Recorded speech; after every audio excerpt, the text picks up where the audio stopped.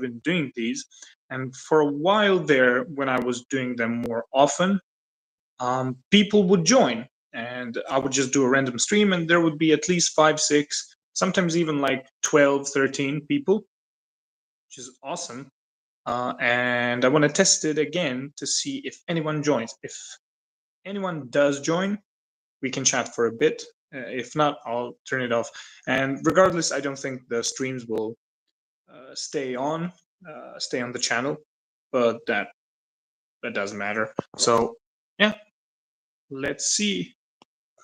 And from what I remember, it does appear that USA is the people from the US watch my channel the most. So probably the timing isn't the best. But again, just testing to see how this goes if I just shoot up a stream and see what happens. So, oh, it said that I had a one person, but they're gone now. Maybe if I put my phone here somewhere. So, oh yeah, it says 2 people. Holy shit. So people do join to random lives. That's awesome. Announce yourself, whoever you are. Boom, live chat. All right. See, I'll put it here like this.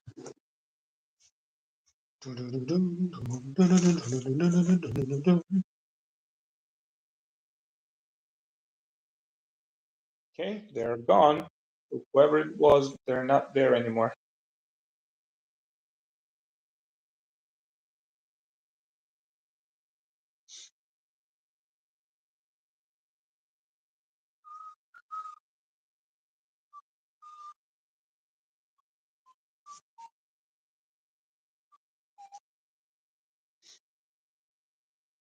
NY Tomiki, yo!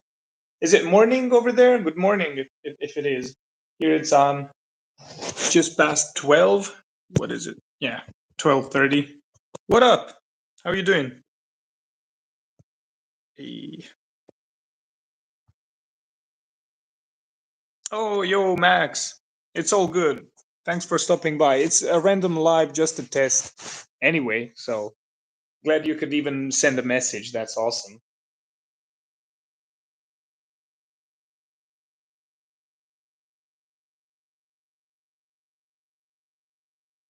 Oh, so it was two of you guys. All right. It's I think the messaging is late, probably. That's why I'm seeing contradicting info around the stream. It's all good. All good. I'll stay so for probably 15ish to 20 minutes. So if anybody joins, awesome. If not, I'll keep doing like proper streams. This is just a random test, so and I'll announce them and all that stuff.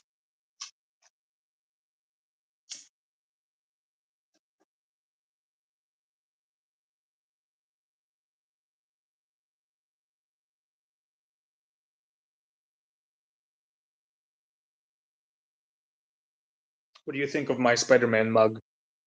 When it gets hot, it becomes the red suit Spider-Man. While it's cold, it's the black suit. So that's fun.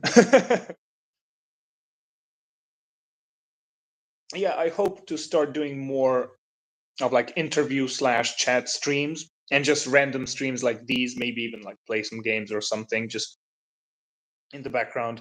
But I should get to doing those again because for a bit last year, I think I did a lot of them very often, both with guests and just like these.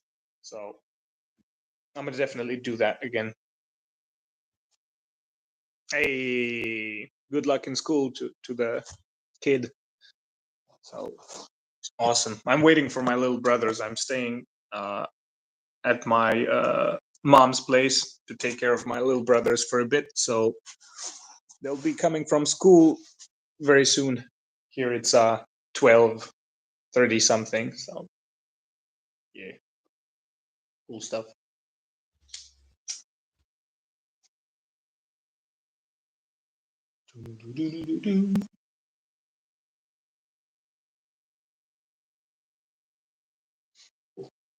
I want to get back to more Aikido content. So Hey, we got Technique Sponge. Did you watch all the videos? Yes. Yeah, you better. But yeah, I was gonna say I'm gonna definitely get back to more Aikido content, and yeah, thank you, thank you. Um, but we're preparing for MMA again, so we got a mixed martial arts event, 7th of December. A lot of us will be fighting, so we're sort of in the MMA sphere again. So probably there won't be many technique or sort of like breakdown of esoteric martial arts like Wing Chun and Aikido, unless something very specific comes up. It likely will mostly be like updates and training with for the MMA fights. So that's going to be on the menu for probably November, and also there will be a collab, but I will keep that under the radar for a bit. But this is a little teaser. I will be doing like a collab with somebody I've done collabs before many times as a friend of the channel, but we haven't ever done it in person. So there's going to be some traveling. So be on the lookout for that. Oh, we can talk judo plus BJJ plus. Absolutely, I'd love to. Like whoever. So here's the thing. Like I absolutely love doing streams with people, and I like keeping them sort of um, informal and whatever. But I'm open to anyone, whoever wants to talk to me, even people who disagree with me, whatever. It's I'm fine for talking and chatting. So NY Tomiki, I'd absolutely love. I know that you've been watching our channel for a long time, and even before, I think before I even started Martial Geeks, I think I would find your videos. I didn't pay attention to the channel, but I remember you had a lot of clips and comparisons with like clean Tomiki stuff, and then comparing them to stuff that we see in the UFC. That's very actually common, in fact, but people don't recognize it as Tomiki Aikido. So I remember that before you started watching our channel. But I appreciate all the support and sharing and all that stuff. It's awesome. Oh, let's see. Trying to quit the video gaming back sleep. I mean that is a true thing. I'll be honest. So I don't play video games as much as I used to back when I was younger in high school. I played quite a bit, um, but it is super addictive, and I think that, especially in the setting that we are right now with the world and everything, fun escapism like that is so what's the right word? It's so easy to fall into that, and there's nothing like intrinsically wrong with video games, but I am an addictive person as well, so fighting that type of urges is kind of hard. I'm not gonna lie. So best of luck with trying to cut down on video games, but you know what can you do? But yeah, anyways, I'd love to talk to anyone with freaking live streams like these. So that's always super fun to me. And I always put, for some reason, I this stream is also put as the, what do you call it, go live together, in case somebody wants to join. But I always forget that it's not easy like that. You can't just press a button. I have to send a link and this and that, and it's very rare that I accidentally just hit the perfect timing that somebody else can join. So, but we can set one up and figure it out, and plan it out properly, and then we can do a live stream. So that's absolutely true. I'd love to talk about Aikido, and I'd absolutely love to compete specifically in Tomiki, but it's so rare. It's so super rare. And I don't think that there's a single Tomiki Aikido school in the entire country.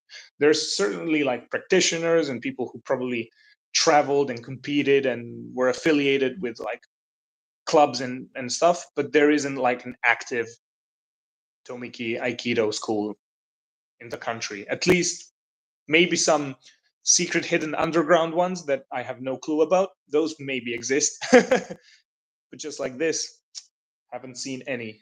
So, and I tried to contact and see people, but it's such an underrated art, and it's not very famous at all. It's funny that a lot of fame that it got was when Rokas made like a video with BJJ black belts or something, and they checked out Tomiki Aikido, but that wasn't even like a, I don't know, it was sort of like, oh, that's cute, that's like a little martial art, it's kind of okay but still kind of sucks. That's what it felt like, and it felt a bit unfair towards Tomiki. It wasn't like a measured realistic take on it. So that's unfortunate because it's a great sport, and I absolutely love the way it's trained and what they do. And good that we have people like NY Tomiki, and especially people like Jamie from Jamie Loves Martial Arts, Jamie Nottingham. He's competing in everything that he possibly can, and he's a great ambassador for Aikido in general, but specifically Tomiki because that's one of his themes. So yeah, I don't know. Tomiki is cool. Tomiki is great. We did do like a few sparring sessions a long time ago with a tanto, handmade, like homemade tanto, and we did sort of like mixed rules inspired by Tomiki, but it wasn't really Tomiki because none of us have actually officially trained it at any formal place, just watching stuff online. And since we do train Japanese jiu-jitsu still, well, JJIF sport jiu-jitsu, but everybody refers to it as Japanese jiu-jitsu just because the distinction is easier. But a lot of the curriculum and a lot of self-defense techniques that's part of that version of jiu-jitsu includes a lot of stuff like aikido stuff, like a lot of wrist locks and momentum stuff, and they usually just have different names. But most sport jiu-jitsu JJF people are completely aware of aikido stuff, and it's more common to sort of find people who appreciate Aikido as an art in that version of Jiu-Jitsu rather than maybe BJJ. But that all depends on the club and school, I guess. So. Oh yeah, absolutely. All the sort of pre-fight techniques and all kinds of escapes from grabs and this and that and manipulation and rotation. Like you can find just all Tomiki Aikido, normal Aikido, Hapkido, Ninjutsu, Jujitsu, old school versions of all those arts. Even like karate has some semblance of um, wrist locks and escapes from those positions well in their syllabus, depending on the branch of karate, I guess. But it's very common and it's there for a reason. It is a real thing. It's just lower percentage stuff in terms of combat sports and fighting. But people do forget that a lot of these techniques are really good pre-fight ideas. Like when somebody is not fully committed to fighting, but you need to submit that person really quickly without really hurting them. So that's why it's good for security and for police officers and bouncers and stuff, because a lot of people will create trouble, but they aren't fully committed to fighting, like some drunkard. And like you could elbow them in their face and just MMA the crap out of them, but why? That's stupid. Or you could just do a quick wrist lock, throw them on the ground, and be like, "You done?" So that's why a lot of police and security and stuff like that does train Aikido stuff.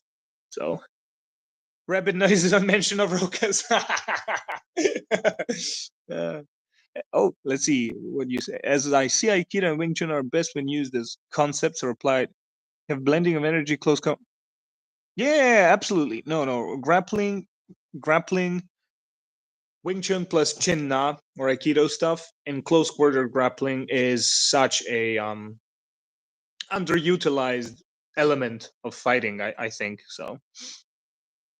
Oh yeah, absolutely. Integrated weapons work, especially when you put that through that lens, and it all makes even so much more sense.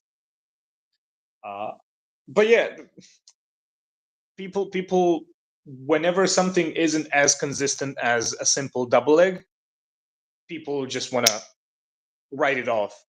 Um, but then in the same whim, they accept crazy, unorthodox, rare, low percentage submissions when they happen in the UFC. But there are submissions that have happened like once or twice, and those are good. But when you show something that's the same level of percentage and possibility done in training, then that's bad. So that's kind of funny. It's just lower percentage stuff, guys. It's totally fine. Yeah, Jamie's awesome. Yeah, it's so cool. Jamie's awesome. Oh yeah, and of course, all locks work better after a strong distractive strike. Absolutely, absolutely. Atemi, people forget about that. Like it's so much easier. Like even when I clinch up and I'm fighting for underhooks or whatever, and throwing some punches, going to a kaiten nage is possible from just grappling, but it works so much better after like a knee or two. It's so funny. But if I have like a collar tie and I'm fighting with this arm or whatever, break the posture for a bit, throw a few knees, and then do the kaitenage. It works like it's people forget that. So that is true. Or catching wrists after you've been uh, peppering your opponent and they cover up for a bit because they're respecting your strikes. And if they're staying here for a moment before they throw a counter or something, you can snatch that wrist and try to do something. We've seen Shin Aoki do that stuff from those positions, and I can't remember the name. Another gentleman from Japan that fought in MMA or Shuto back in the days, but he's like a Tomiki stylist primarily, and he did a few wakigatames from those positions. He would pepper the opponent against the ring, and while they were covering up, he quickly snatched and went to wakigatame once or twice. And of course, Shinyaoki famously broke the arm with that technique. So that stuff can definitely work. It's underutilized, but also we have to bear in mind that those indeed are lower percentage techniques, so that shouldn't be an explicit focus as like a game plan thing. But nonetheless, it's totally real and totally functional for what it is. Americana. What about Americana? Americana is great. And Koregaeshi is pretty much the standing Americana when you think about it. You're doing all this pressure. That's why when I felt Koregaeshi from our jiu-jitsu judo black belt, what the head coach was just demonstrating some ideas about Koregaeshi. First time that he cranked, I felt it here. It was so freaking strong that he bent the whole arm. Of course, this is the immediate pain, but I could also feel the intense pressure in the shoulder because it's the same thing like in Americana. People forget that Kimura and Americana and omoplata and stuff like that are shoulder breakers. Like you are putting all the pressure with a figure four and cranking the arm, but you're screwing up the shoulder. So yeah, even the Kimura's Americanas, the double wrist locks when they would use them in takedowns and in catch wrestling and stuff like that. Like those are wrist locking shoulder breaks. So that's cool to think about. Like arm bars are typical. Juji gatame, the typical arm bar, and then all its variants, tegatame, and all that stuff is elbow breaks. But a lot of these, like even Sankyo, when you think about it, like you can break the shoulder easily, even though that's more of a controlling thing. But yeah, it's interesting to think like we call it wrist locks, but not necessarily all of them target wrists as breaks. You just use the lock to get to something else. Oh, Americana is called Oniki Kudaki Demon Break. I mean, Demon Break sounds about right. Yeah, Ude Garami and Ude Hineri in judo. But Demon Break is hella accurate. That's how it feels. It deserves that title. It doesn't surprise me at all. Very, very tough technique.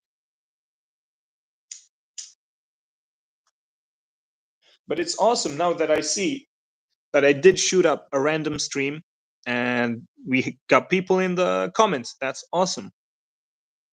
That's I'd call that a successful test because I got the conversation going. But sorry, Andy Max, you said that you're at work, but you're still chatting, so I don't want to distract you if you're doing something important. But nonetheless, I appreciate the engagement, guys. This is awesome. So, yeah. Oh yeah, and by the way, I didn't give up on the koregaeshi in my MMA fight. I'm still thinking about it, but it's such a lower percentage technique. And here's so here's the biggest reason why I'm not confident in applying the koregaeshi in my next MMA fight that I will be doing in December. Isn't because of the technique itself. It's that in MMA, the best way to do it that I found and that I think it genuinely is the best thing because I've watched all these people who've actually done the thing, like Dan the Wolfman, and I can't remember that guy's name. I'm subscribed to his channel, but he's a Tomiki guy, and he did use a lot of wrist locks in MMA. You can find it online. I'll try and find him, and I'll put it in a community post about him. But everything I've seen, it's always when you already got the person pressured and maybe clog them a bit, and maybe you're peppering them to the way that they're respecting your strikes, and you got them against the cage or the wall, and they're sort of in complete defense mode, and the only thing that's probably going to come is going to be just like a shot from all the fear of striking or like a big counter. When you got them in that little moment, that's when you can snatch the wrist and go for something like a koregaeshi.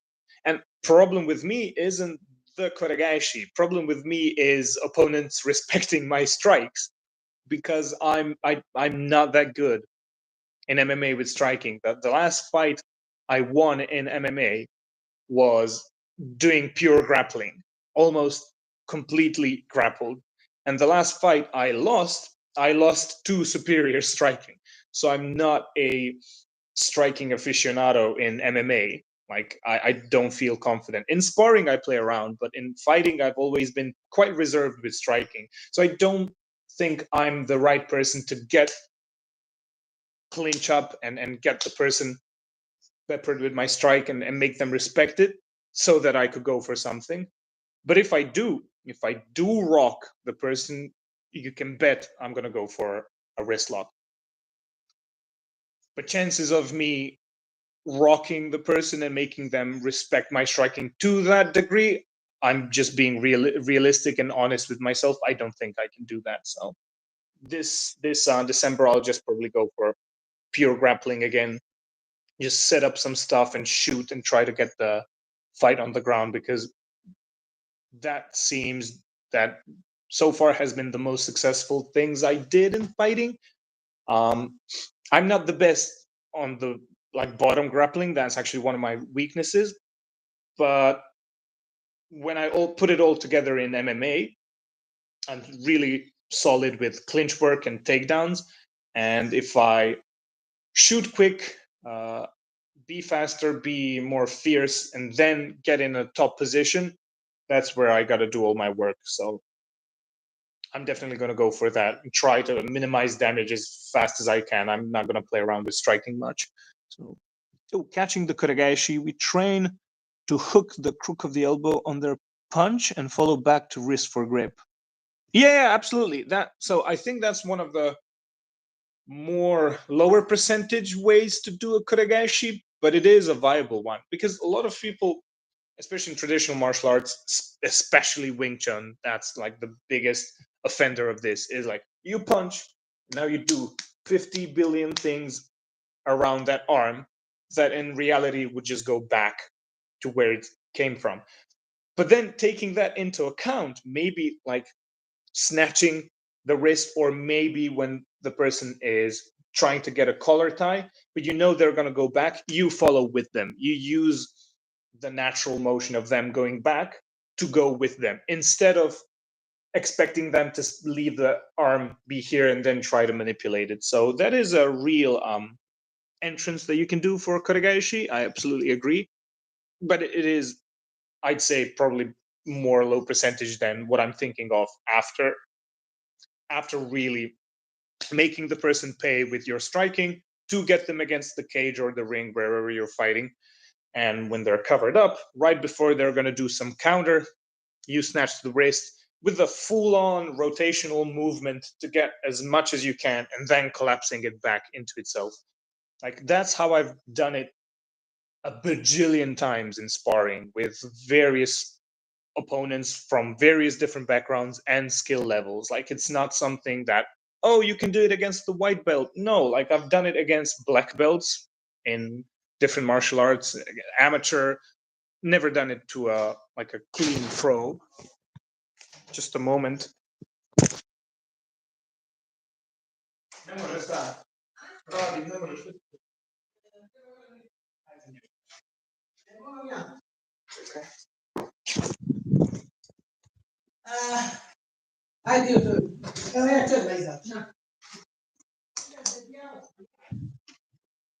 Whoops, had to change rooms. Let's see what you say. People don't leave their arm hanging out in live sparring. It's easier. Yeah, exactly. But you can use that to your advantage, like you said earlier. But again, I'm thinking of, so far, the best way I've done it was the from close up, from the clinch, after I've already done my striking work, the Atemi entrance, and then you can go with the thing with a full-on rotation and everything. It's gonna look pretty much like traditional stuff. In fact, it's not gonna look that collapsed. So can't win against any good kickboxer. Who can win? It depends on the person. What do you mean? We have kickboxers winning against kickboxers. We have fighters of all kind winning against all kinds of fighters. I'm not sure what you mean.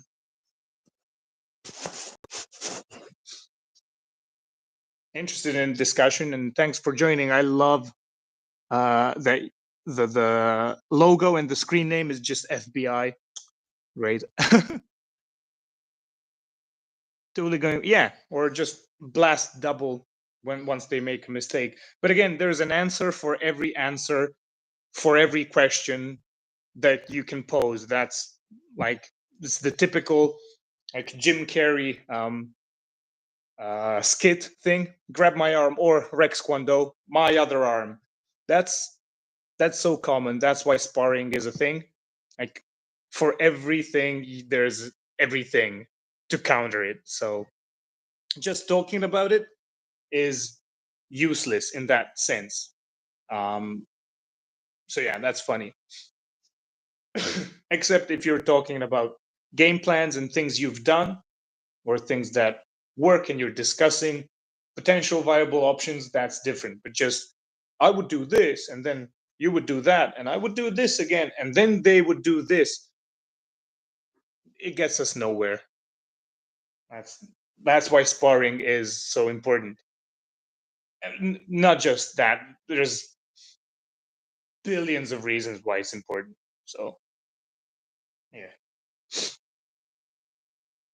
Whenever I would spar and go and train against people who competed and done kickboxing, just they're superior in striking to me. So I just try and go for grappling. And sometimes I'd succeed, sometimes I wouldn't. Sometimes I would get destroyed in sparring, and other times I'd win. So it all depends.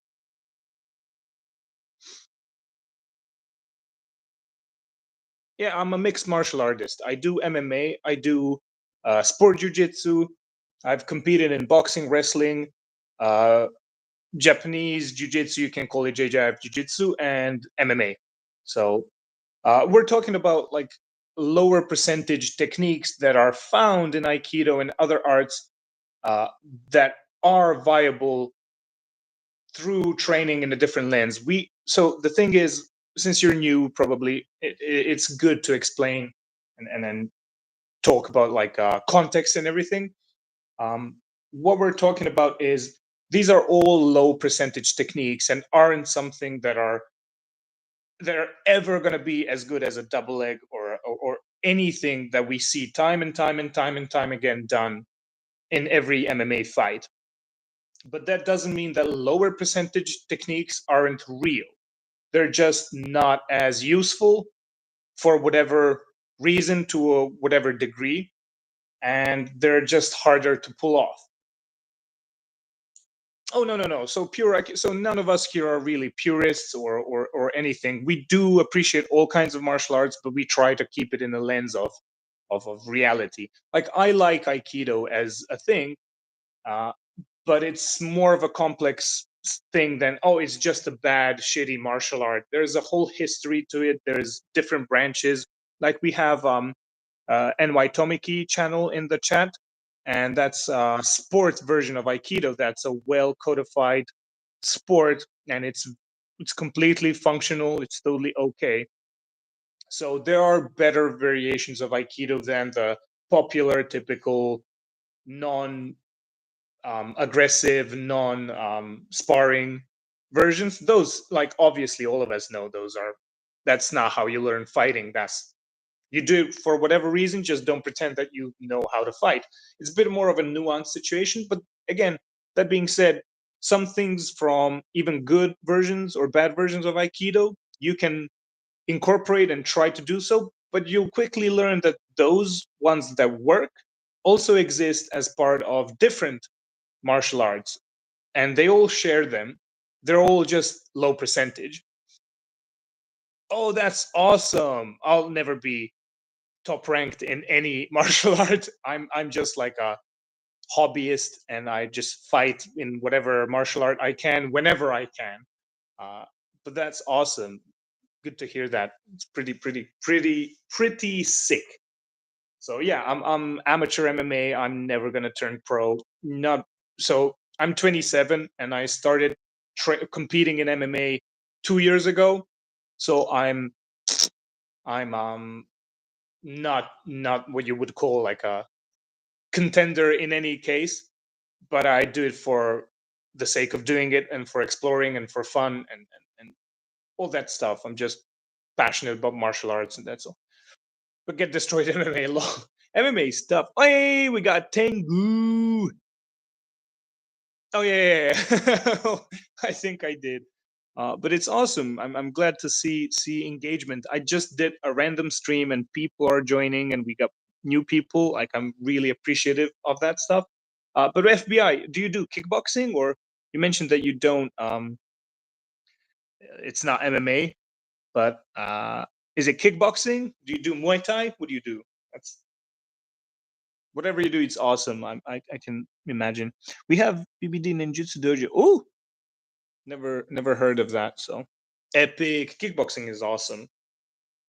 Kickboxing is great. I like to when I spar, I throw a lot of kicks and boxing combinations, and I'm trying to be slick with my striking. But in all my MMA fights, all that confidence will go away, and I would just grapple. I'd be like the shittiest striker when the bell rings. Like last MMA fight that I won, I think I threw two punches and I didn't land them, and I threw two kicks and I landed one kick.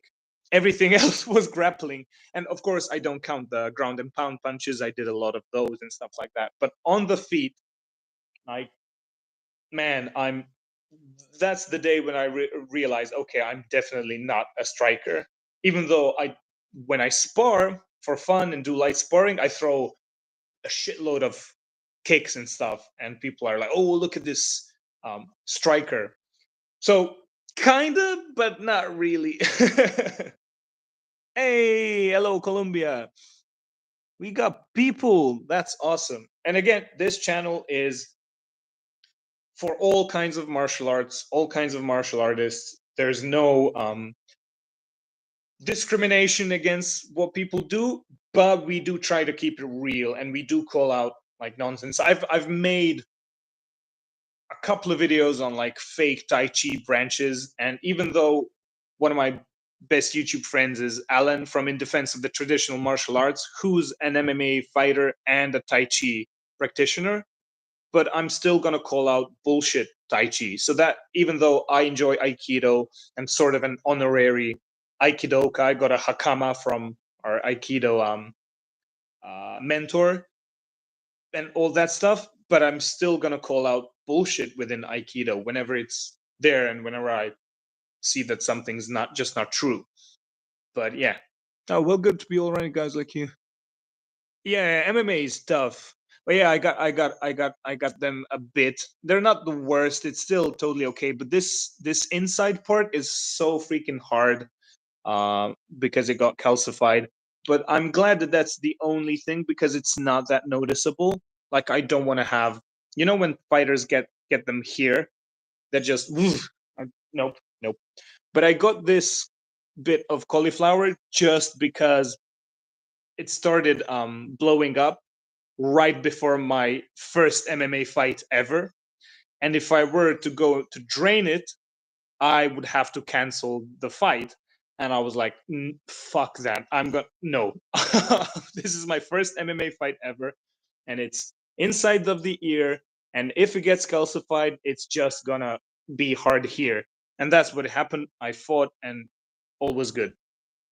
But I'm definitely, if I get another hematoma or whatever, I'm definitely draining it. But this was just once to just because I really wanted to fight for the first time. Oh yeah, there's plenty to be called out.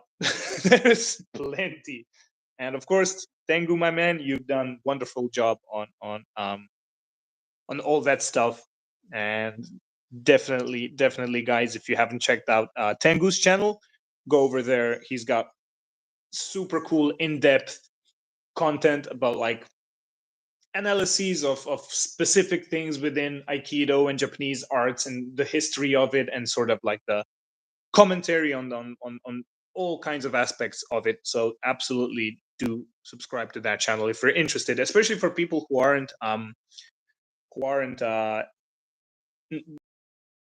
that sphere of Aikido and the history of it. If you want to learn more about how all that works and the positives, negatives, and the history of Aikido and stuff like that, go check out Tengu. Absolutely.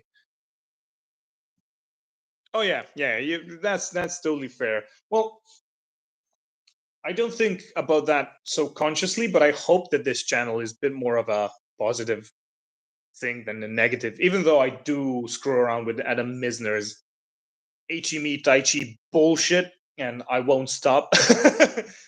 But yeah, and even in those, I think I was quite fair, and I presented a lot of positions, and I tried to give them as much respect and I guess I don't know, diplomatic, philosophical approach to the whole thing instead of over there.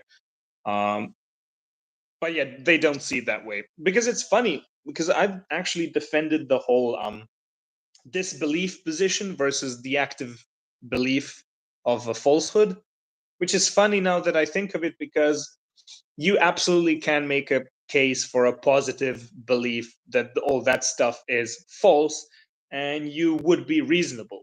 And yet I tried to defend the base position before you even test it out, try it out, talk to any HME practitioner that your position of disbelief is totally justified.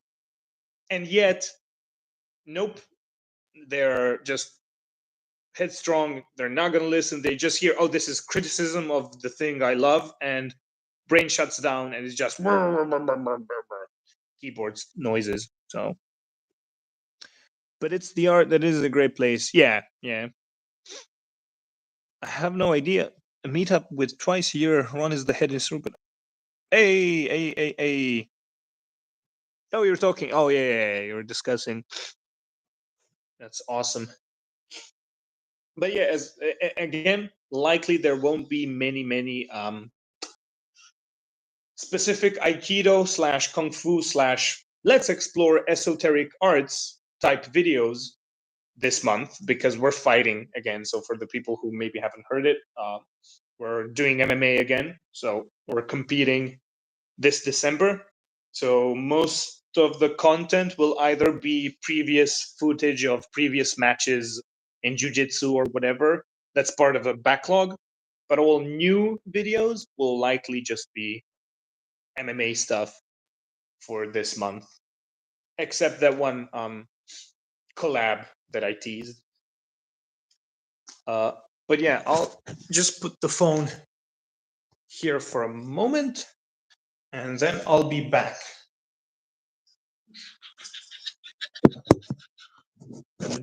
Quick little break.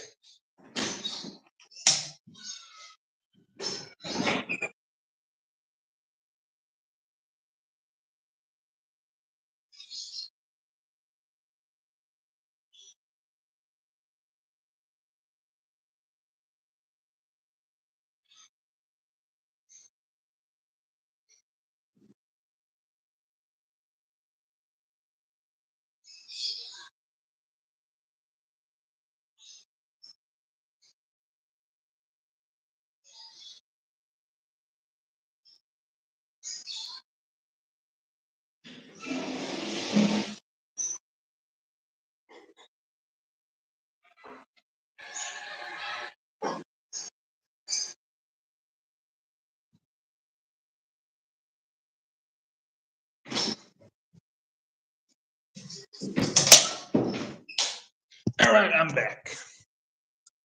Let's put the phone back to its spot.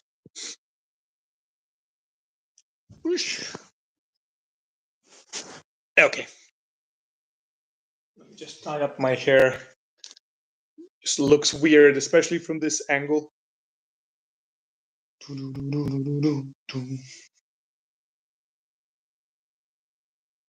Hey. That's a bit better. I think I'll stop the stream in like 10-ish minutes, but we can chat random stuff if you're still into it. If you're still here, you can just talk about whatever. We just check everything, and my battery is soon to die. So about 10, 15-ish minutes, I'll be doing this live. So yeah. Oh, FBI, do you do like amateur kickboxing or pro kickboxing? What do you do? Because I'm never any martial art. I'm not doing any pro stuff ever. That's just out of the question for me. Maybe if I win all my next MMA fights, which is not gonna happen, and I get like a shitty entry level pro match against somebody who's got like 27 losses and 1 win, then I might do a pro match. But even then, I don't feel like I could do that. So, oh yeah. What I was gonna say, I think my little brother came home. He's a judoka, so he can absolutely join here for a bit right before we end the stream. So I think he just messaged me. Plans to get that congregation these? Oh yeah, absolutely. So I talked about that earlier, but I'll do it again because I think I stopped in the middle of a train of thoughts.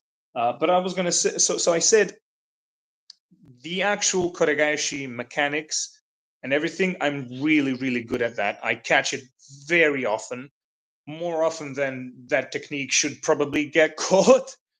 Because I've drilled it so many times and tested it in so many different variables and situations against many different opponents, varying backgrounds, varying degrees of skill, from black belts to white belts to amateur to pro in different arts and whatever. And I've done it at least once against a person I train. So a lot of people that I would just spar once, I would get one Koregaeshi, which is funny because it's like, oh, I met a random person. He came to class. He trains this, that over there. When you have just one day with training, and okay, let's grapple. And I'm thinking, okay, I probably won't have a chance to train with them again in a while.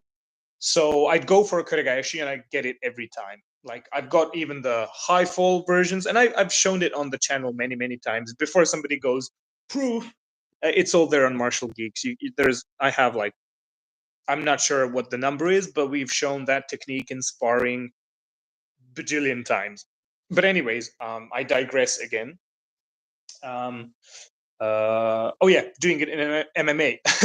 So the best position I've found, and I do believe that it is the best way to do it, is after a striking exchange where I either rock the person or I make them respect my punches and I put them against the cage or against the ring. Like if I'm going boom, boom, boom, boom, maybe I clip them with a stronger shot. They go back, and now I'm punching against their defense and they're against the cage. And commonly, especially in MMA, from that, they're either going to shoot or they're going to cover up and do like a counter to freak fuck me up because I'm up close.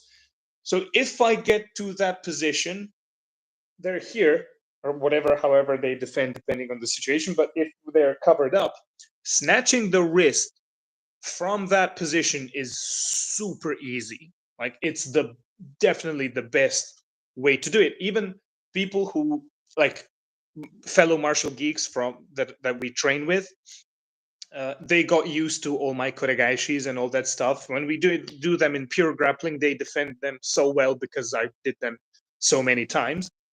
But after like proper striking exchange, when I get them respect those punches, it's just like this. You snatch the wrist, go, and it doesn't even have to be a takedown, but that's the position where I've done it the most and where it worked the best.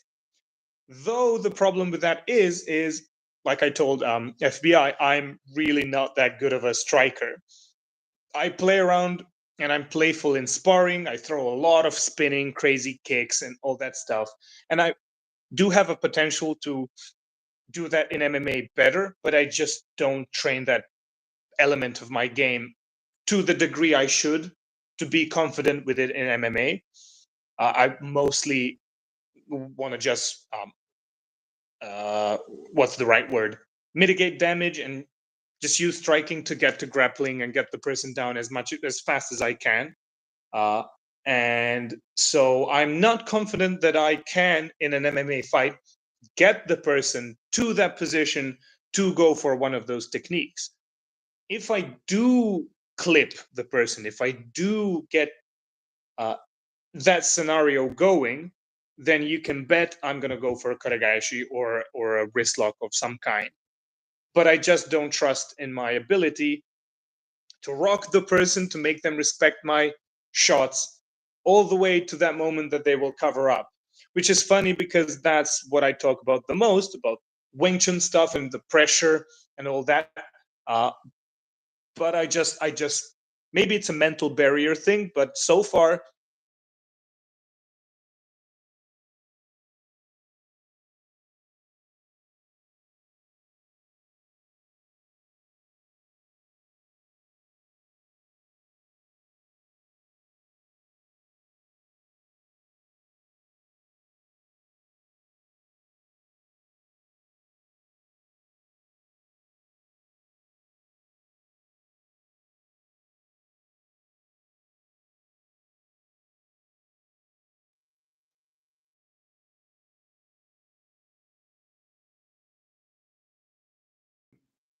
sort of not sure what happened.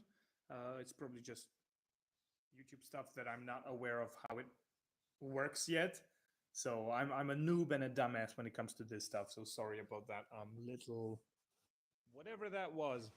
Um, okay, live chat is fine. People are still here. It all appears to be good, but for some reason the timer got reset and it's now counting from as if this just started. So it's a new stream probably. These are not going to go live on the channel, so yeah, I might put them. I might edit some parts if they're interesting, but I don't feel like just me randomly rambling on is the best content. Likely there won't. These random streams I don't leave them online. I just private them. So that's the thing. Even though discussions are super fun, I just whenever I watch them back, I think, oh, maybe I could crop a bit of the conversation or whatever. But it never feels right to me because it's not like a typical conversations. It's I'm reading chat and there's good questions, good topics. It's all great, but just I don't know, just me reading and then talking. Just I have trouble finding how to incorporate that as a video or whatever. So yeah, that's the state of affairs for now. But we'll see. Definitely see. I think my brother might be saying hi for a bit, and then we'll end the stream. Just finished school.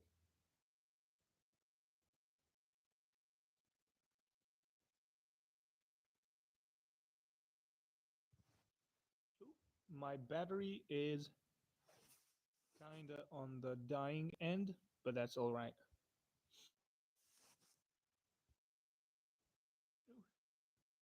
But yeah, hopefully I did answer every question or every thing in the chat that was that you asked or mentioned or wanted to talk about. If I missed something or someone, I'm sorry. Not sure, but I feel like I did. And yeah, NY Tomiki, if you're still here, we definitely got to do that live stream. I also would love to talk to Tengu again. Whoever wants, of course, whichever person wants to chat like this and do a live stream together, that's all awesome. I'm all for it. But also, I didn't manage to plan the live stream with Ryan Liu. That's awesome Sanda fighter who sometimes I play chess with, and he's a member and a friend of Fight Commentary Breakdowns. So we were going to do streams together, but then just work and everything came, and that kind of disrupted what we wanted to do. So I got to do a live stream with Ryan. I also Combat Journeys, which is a used to be a channel. It's a channel now, but it's growing from the beginning because it got deleted or something. I can't remember, but it's an awesome channel, and he reached out to do a live stream, so I'm definitely going to do that as well. So him, Ryan, and Waitomiki, if you want to talk like you mentioned earlier, absolutely, we'll figure that out. Tengu, I'd love to do that again, and yeah, I just want to do more and more live streams. I'd like to ask to Jamie Nottingham to do maybe another stream when we get the chance. So, oh, let me read. Feel free to reach out whenever you want to chat. I'll try to cover them. Yeah, absolutely, absolutely. We'll definitely figure that one out again. Um, but let's see, John. Sorry if you already talked about it. Oh, it's all good. Like I love talking about it anyway. So even if I did, I think so. For in light sparring, like, do you mean MMA sparring? Because BJJ, of course, in rolling, would you? But in I'd say koregaishi, sankyo, uh, nikyo or ikkyo variants or wakigatame, that type of stuff. Kaitenage is a very underrated thing from Aikido that can work. Shomenate from Tomiki, which is basically like a knee tap, but you go and push the head. So those, I'm probably blanking. Some variants of Iriminage are really good. But again, these are the ones that I find success with. So there's certainly more techniques that are viable that maybe I'm just not that good at them. Like Kokyunage, I don't think I've done it properly once even. So just a moment.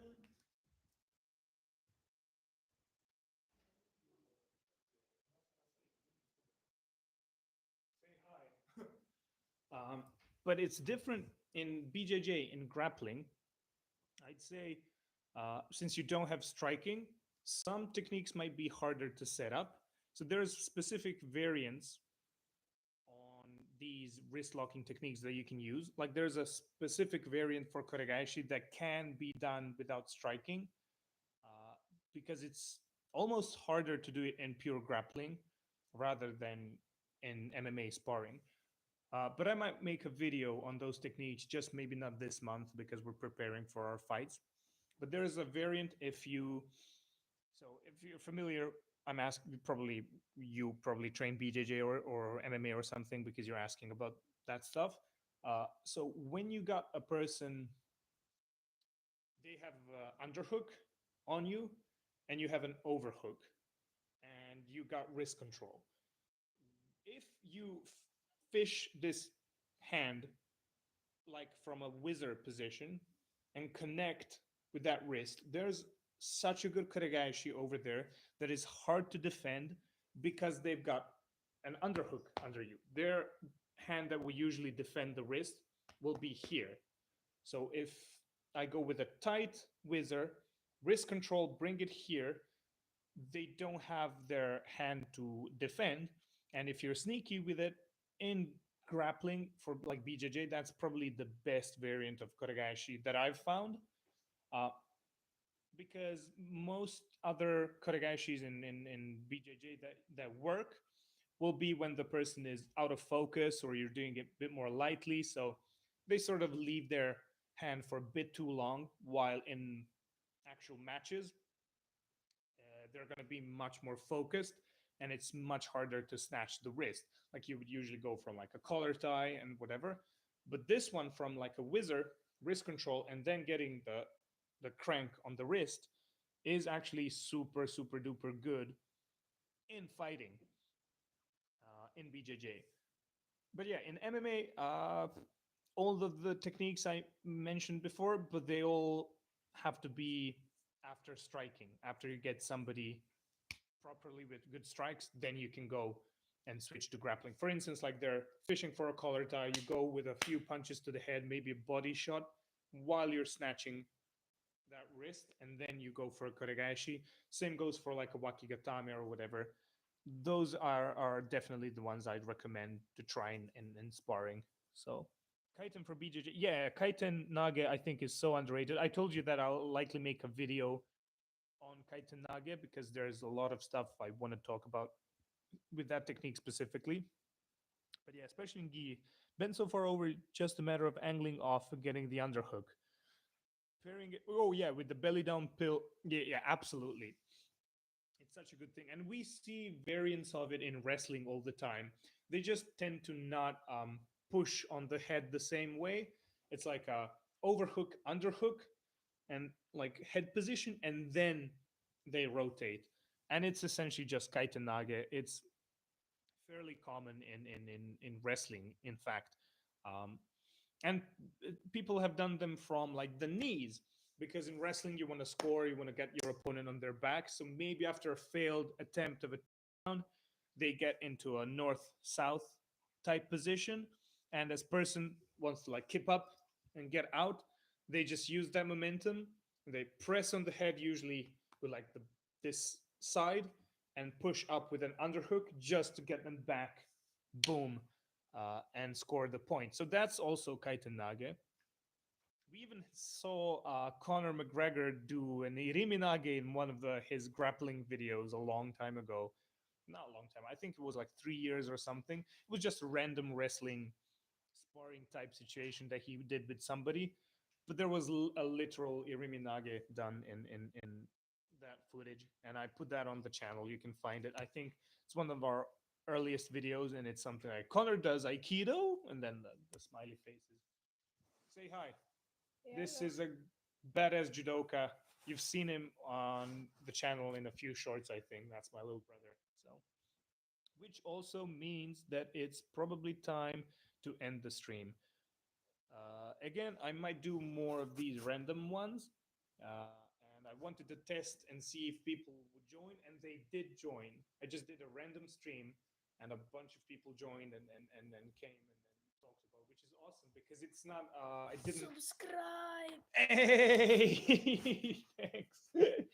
Did you hear that? Subscribe to Martial Geeks, guys, if you're not already. Oh, there you go. That's crazy stuff. So cool stuff. Anyways, thanks for checking the random stream out and see you some other time. Peace.